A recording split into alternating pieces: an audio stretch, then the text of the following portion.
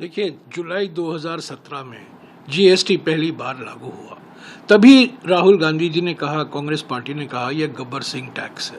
यह tax neither good है या सिंपल है, सरल नहीं है, अच्छा टैक्स नहीं है, ये खतरनाक रहेगा हमारी अर्थव्यवस्था के लिए। नोटबंदी के बाद ये दूसरा झटका लगेगा। 8 साल हुए हैं, 8 साल उन्होंने ये माना नहीं। हम मांग करते रहे, जीएसटी में सुधार लाइए, दूसरा अवतार जीएसटी का लाइए, उन्होंने बात सुनी नहीं। ट्रंप के टैरिफ के बाद, तारीफ नहीं मिली ट्रंप से, पर टैरिफ मिली। जब टैरिफ मिला और मुसीबत आई, मजबूरी में उनको ये नया जीएसटी सिस्टम लाना पड़ा और आज एक त्योहार के माफिक मना रहे हैं। 8 साल देरी हो गई है जीएसटी लाने में। और मैं एक बार और बता दूं, जीएसटी का प्रस्ताव पहली बार 28 फरवरी 2006 के बजट में तत्कालीन वित्त मंत्री चिदम्बरम साहब ने रखा। जब बाद में विधेयक तैयार किया गया, जब प्रणब मुखर्जी साहब वित्त मंत्री थे 2010 में वो पेश किया गया पार्लियामेंट में। वो स्थायी समिति में गई। स्थायी समिति की अध्यक्षता तब के बीजेपी नेता यशवंत सिन्हा कर रहे थे। 2.5 साल तक वो स्थायी समिति में पड़ा रहा, 2.5 साल तक। तो ये बार बार जब कहते, और 2013 में जब वो उसका रिपोर्ट पेश हुआ, तब चुनाव की घोषणा आ गई। एक ही व्यक्ति ने जीएसटी का विरोध किया। 2006 से लेकर 2014 तक सारे राज्यों में एक आम सहमति हमने बनाई। मनमोहन सिंह जी ने, चिदम्बरम जी ने, प्रणब मुखर्जी ने एक आम सहमति बनाई। सभी राज्यों से बात की, सभी मुख्यमंत्रियों से बात की, पर एक ही मुख्यमंत्री ने जीएसटी का विरोध किया 8 साल तक। और कौन है वो मुख्यमंत्री? वो मुख्यमंत्री प्रधानमंत्री बने 2014 में और अचानक यू टर्न ले लिया और 2017 में जीएसटी का मसीहा बनकर देश के सामने अपना रूप पेश किया। 8 साल तक विरोध किया उन्होंने।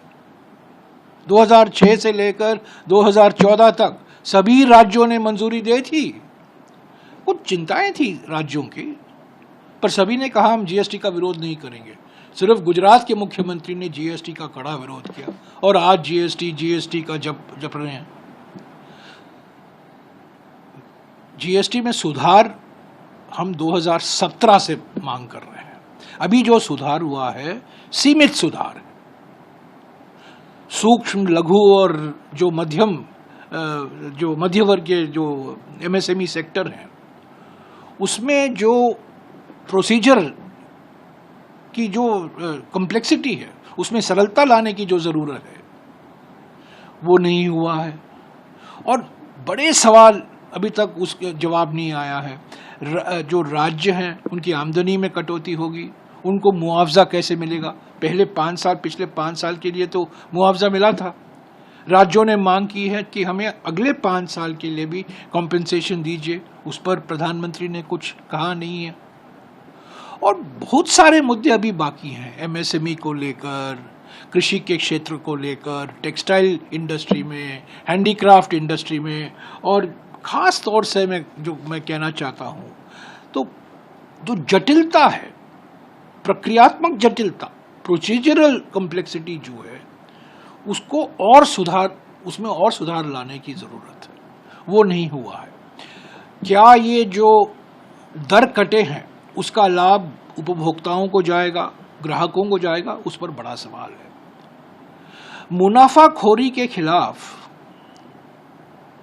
जो प्रावधान जीएसटी अधिनियम में था, 2017 के अधिनियम में नेशनल एंटी प्रॉफिटियरिंग प्राधिकरण का प्रावधान था, उसको तो बंद कर दिया है, उसको तो समाप्त कर दिया है। तो ऐसा ना हो कि एक तरफ वोट चोरी और दूसरी तरफ मुनाफाखोरी।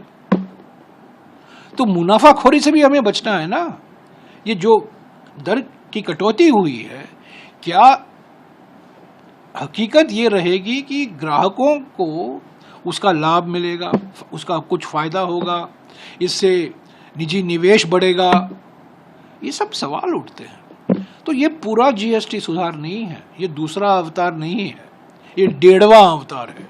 हालांकि पहला अवतार बड़ा खतरनाक था, ये भस्मासुर के माफिक था, अर्थव्यवस्था को खत्म कर दिया था, कितने सारे ढेर सारे दर रखे गए थे और थोड़ी सरलता लाई गई है जो हमने मांग की थी। 8 साल से हम मांग कर रहे हैं।